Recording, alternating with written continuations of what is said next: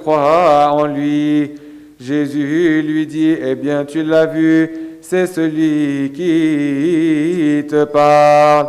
L'homme dit, je crois Seigneur, et il se prosterna devant lui.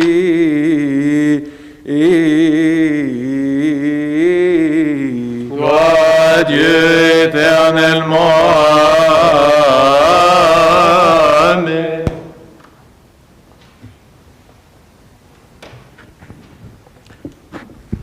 Au nom du Père, du Fils, Saint-Esprit, un seul Dieu, Amen.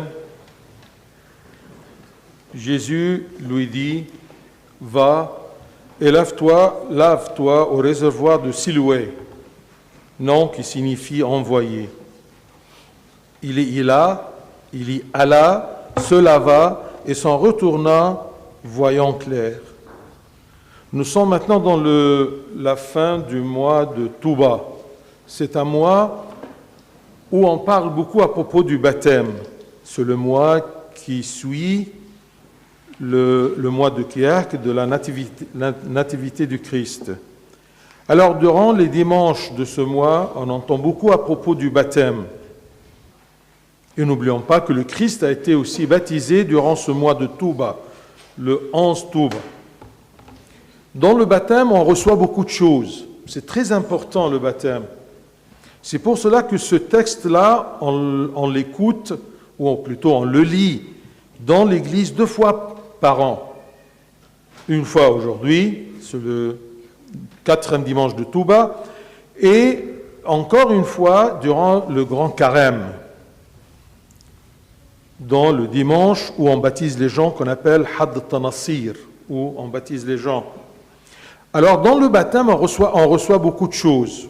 On reçoit le pardon des péchés, on reçoit une nouvelle naissance de Dieu, on reçoit une illumination, et 4e chose, eh bien, on se revêtit du nouvel homme, une nouvelle nature. Donc, nous sommes par le baptême, nous sommes nés de Dieu, on devient enfant de Dieu. Et puisque Dieu est lumière, eh bien, donc, on devient enfant de lumière, et on doit marcher dans la lumière. Dans le baptême, le Christ nous donne des yeux illuminés pour le voir, pour le bien connaître, pour connaître ses actes, pour évaluer son amour. Ce sont des yeux du cœur. Et pour voir aussi le chemin resserré et la porte étroite qui mène à la vie éternelle. Ça, c'est l'illumination. Regardez, c'est écrit au premier épître de Saint Jean. Nous savons aussi que le Fils de Dieu est venu et qu'il nous a donné l'illumination pour connaître le véritable. Et nous sommes dans le véritable, en son Fils Jésus-Christ. C'est ça l'illumination. Le Fils est venu pour nous donner à travers le baptême cette illumination-là. Donc la vie spirituelle est basée sur la vision spirituelle des choses, la vision du cœur qui évalue les choses et les valeurs chrétiennes. Sans cette vision, eh bien l'homme peut voir, mais il est aveugle de cœur. Dans le baptême, on se revêtit aussi de Christ. C'est écrit dans l'épître aux Galates. Vous tous qui avez été baptisés en Christ, vous avez revêtu Christ, une nouvelle nature. Tout ce qu'on reçoit dans le baptême, c'est parce que l'eau du baptistère, l'eau dans les fonds baptismaux, n'est pas une eau normale. Ce n'est pas une eau normale comme dans les rivières, non. Eh bien, par les prières célébrées par le prêtre, il y a ce qu'on appelle la liturgie du baptême. L'Esprit Saint est invoqué pour transformer cette eau-là en eau qui donne le pardon, la nouvelle naissance, l'illumination, la nouvelle nature, le nouveau revêtement. C'est pour cela que le Christ a dit à l'aveugle-né, va et lave-toi au réservoir de Siloué. Il ne lui a pas demandé d'aller se laver n'importe où ou avec n'importe quelle eau, mais avec l'eau du réservoir de Siloé. Siloé, nom qui signifie l'envoyé. Qui est l'envoyé que le Christ? Comme exactement, ce changement de l'eau, c'est comme exactement dans le sacrement de l'Eucharistie. Le prêtre, par des prières, la liturgie de l'Eucharistie invoque le Saint-Esprit pour transformer le pain et le vin en corps et sang du Christ. Et même à la fin du baptême, parfois vous ne remarquez pas ça, à la fin du baptême, le prêtre cite une prière qu'on appelle la prière d'évacuation des eaux, où il demande à Dieu de rendre cette eau-là, des fonds baptismaux, à sa nature primitive pour être évacuée comme une eau normale. Saint Jean Chrysostome, il nous parle à propos du baptême en comparant le combat de l'homme au combat d'un aigle et un cochon. Saint Jean Chrysostome nous explique ce combat-là continuel entre le nouvel homme qui veut marcher dans la lumière, qu'on a reçu dans le baptême, ou à travers le baptême, et le combat avec le vieil homme, qui veut vivre selon les convoitises de la chair. Un combat entre un cochon et un aigle. Qui domine l'autre? Eh bien, durant la vie sur terre, durant ce combat, parfois l'homme perd ce qu'il a reçu dans le baptême, en donnant à manger, en engraissant le cochon, la chair, le vieil homme. Alors, il domine l'aigle, qui est le nouvel homme, qui veut s'envoler et évoluer et monter dans les lieux célestes. C'est ça le combat. Alors, ce que tu as reçu dans le baptême, cet nouvel homme, cet homme qui veut et qui aime et qui cherche à suivre le Christ, à suivre le chemin qui mène au royaume des cieux. Est-ce que tu as perdu celui-ci ou non? Est-ce que c'est le cochon qui domine ou c'est l'aigle qui domine? Est-ce que c'est les convoitises de la chair et de l'ego de l'homme qui dominent ou sa volonté de suivre et d'hériter le royaume des cieux? Vous voyez, durant la vie, durant ce combat, bien parfois l'homme, comme je vous ai dit, perd ce qu'il a reçu dans le baptême. Et quand on perd ces choses-là, qu'est-ce que le Christ nous dit? Il nous dit exactement ce que vous avez entendu aujourd'hui. Va, lave-toi au réservoir de Siloé, nom qui signifie l'envoyé. Quel est ce réservoir de Siloé aujourd'hui? C'est le sang et le corps du Christ. Alors le Christ, il vient toujours dans vos oreilles, il vous dit, va, lave-toi dans l'autel de l'envoyé, dans le sang et le corps de l'envoyé de Siloé. Si tu sens que ta vie spirituelle s'affaiblit, eh bien va, lave-toi au réservoir de l'envoyé. Si tu ne vois pas bien le chemin réservé du Christ et tu t'es préoccupé par le monde, eh bien, va, lave-toi dans le réservoir de l'envoyé du Christ.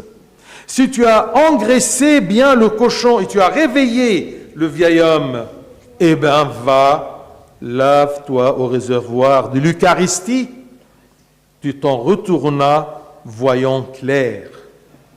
Si tu ne remarques pas que ton habit propre que tu as reçu dans le baptême, si tu remarques bien que ce nouvelle nature, ce nouvel revêtement a pris des taches, eh bien va, lave-toi au réservoir du Christ.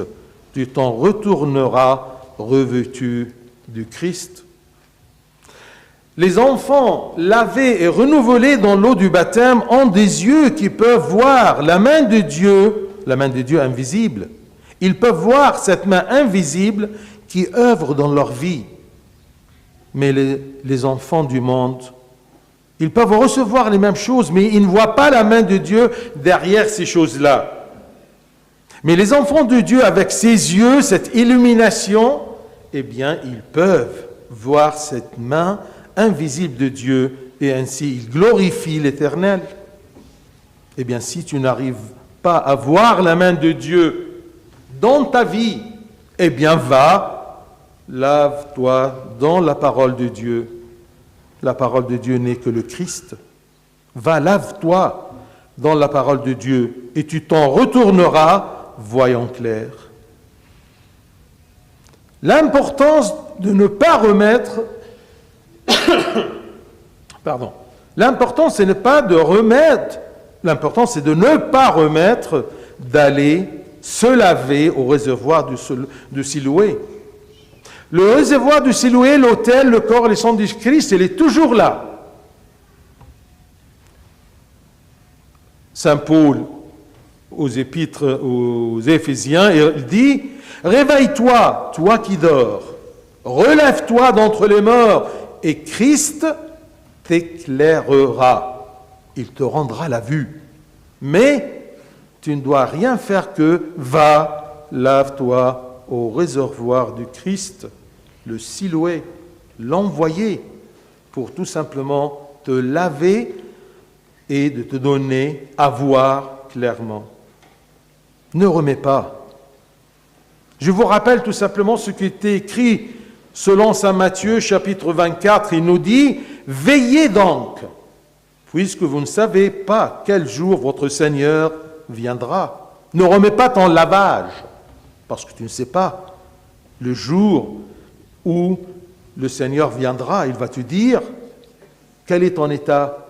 Où est tout ce que tu as eu dans le baptême? Tu l'as perdu. Pourquoi tu ne t'es pas allé pour te laver au réservoir qui était toujours devant toi? Es-tu voyant clairement? Es-tu bien lavé? Es-tu prêt ou pas? Selon saint Matthieu, c'est écrit « Veillez donc, car vous ne savez pas quand viendra le maître de la maison, ou le soir, ou au milieu de la nuit, ou au chant du coq, ou le matin. Craignez qu'il ne vous trouve endormis. À son arrivée soudaine, ce que je vous dis, je le dis à tous, veillez. Veillez à votre propreté, veillez à votre illumination, veillez à votre état. Est-ce que vous êtes vraiment revêtus du Christ ou pas? Il nous rappelle même saint Paul, aux Thessaloniciens, il leur dit « Car vous savez bien vous-même que le jour du Seigneur viendra comme un voleur dans la nuit. Quand les hommes diront « Paix et sûreté, nous sommes en paix, nous sommes sûrs, on a le temps. » Quand les hommes diront « Paix et sûreté », alors une ruine soudaine les surprendra, comme les douleurs de l'enfantement surprennent la femme enceinte, et ils n'échapperont point. Ce n'est pas la peine de remettre le lavement. Mais écoutez bien la voix de Dieu quand il vous dit « Va, lavez-vous au réservoir de Siloé », qui veut dire l'envoyer. Que le Seigneur nous donne cette vigilance pour être toujours prêt, bien lavé et voyant clair. شهر طوبة دايما الشهر اللي بتتكلم فيه الكنيسة دايما عن المعمودية، لأنه ما تنسوش إنه في شهر طوبة كان عيد الغطاس، معمودية المسيح. وعشان كده بنقرأ الإنجيل دوت مرتين في السنة، في حد التناصير في الصوم الكبير، وكمان النهارده في آخر شهر طوبة. إذا كان كياهة شهر العذراء والميلاد، طوبة ده شهر المعمودية. وعشان كده النهارده سمعنا مكتوب في الكتاب وقال له اذهب اغتسل في بركة سلوام الذي تفسيره مرسل، فمضى واغتسل وأتى بصيرا. في المعمودية بنحصل على حاجات كتيرة جدا، هختصرها في 4 نقط، اللي هي المغفرة.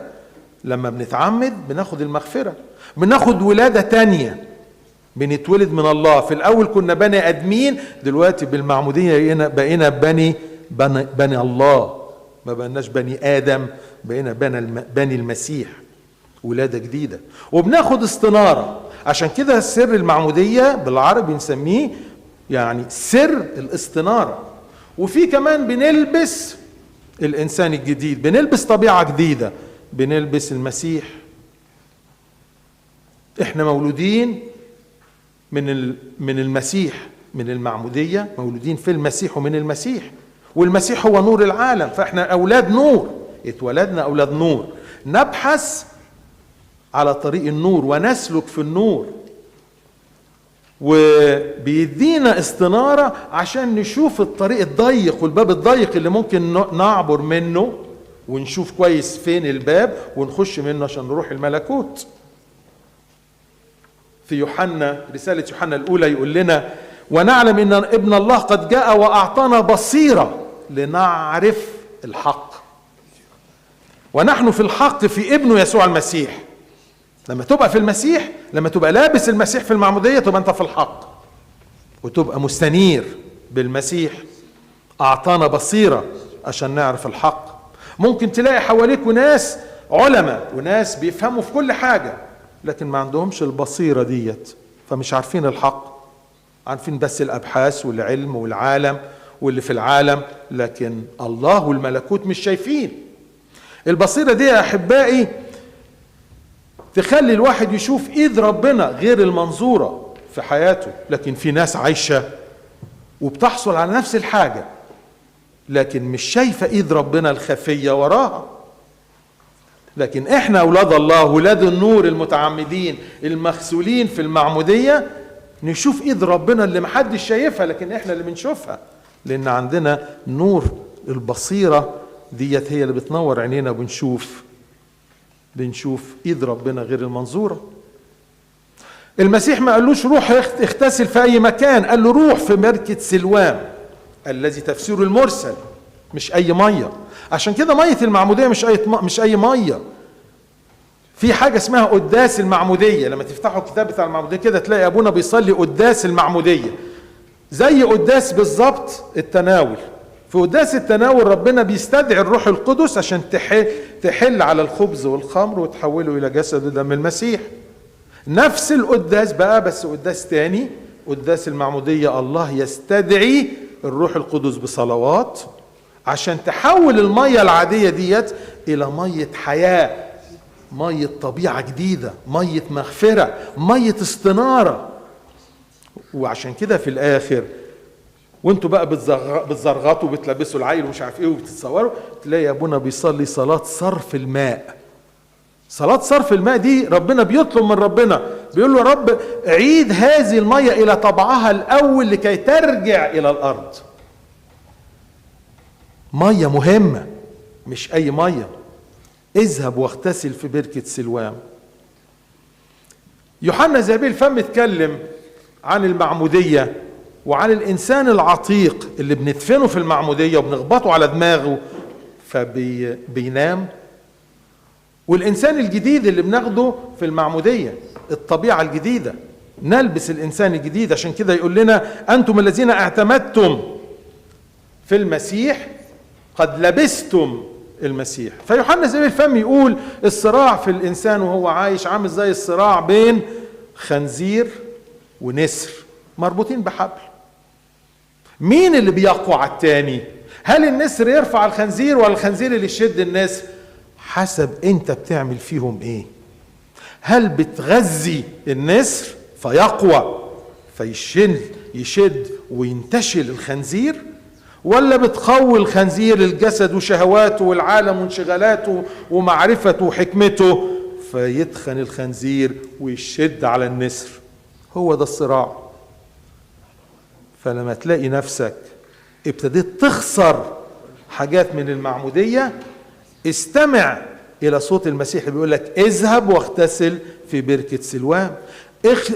اذهب واغتسل في المذبح، اذهب واغتسل في جسد ودم المسيح. لما تخسر حاجة وتشعر انك خسران حاجة من الحاجات الحلوة ديت، روح اغتسل على المذبح، اغتسل في سلوام المرسل في المسيح، والمسيح هو كلمة الله. افتح الكتاب المقدس واقرا فيه، افتح مزاميرك واقرا فيه. اذهب واغتسل في بركة سلوام الذي تفسيره المرسل. اهم حاجة في القصة دي كلها انك ما تأجلش اغتسالك، لانه زي ما انتم عارفين دايما الكتاب المقدس يقول لنا لأنكم أنتم تعلمون بالتحقيق إن يوم الرب كلص في الليل هكذا يجيء، لأنه حينما يقولون سلام وأمان. ناس كتير جدا تقول احنا يعني الدنيا موجودة، الدنيا بخير واحنا احنا عايشين ولسه يعني ده في واحد قال لي لا أنا متأكد إنه يعني لسه مش بدري على المجيء الثاني والآخر، لأن يعني لسه ما بنوش الهيكل في اورشليم. يا سلام، تقول امان، تقول كده، تقول سلام وامان. حينئذ يفاجئهم هلاك بغتة كالمخاض للحبلى فلا ينجون. يبقى ما تأجلش اغتسالك. ربنا يا احبائي يعطينا استعداد دايما ان احنا نكون في يقظة روحية، نكون دايما مستعدين مغسولين في المسيح ومستنيرين بنوره الإله العجيب، له المجد الدائم إلى الأبد آمين.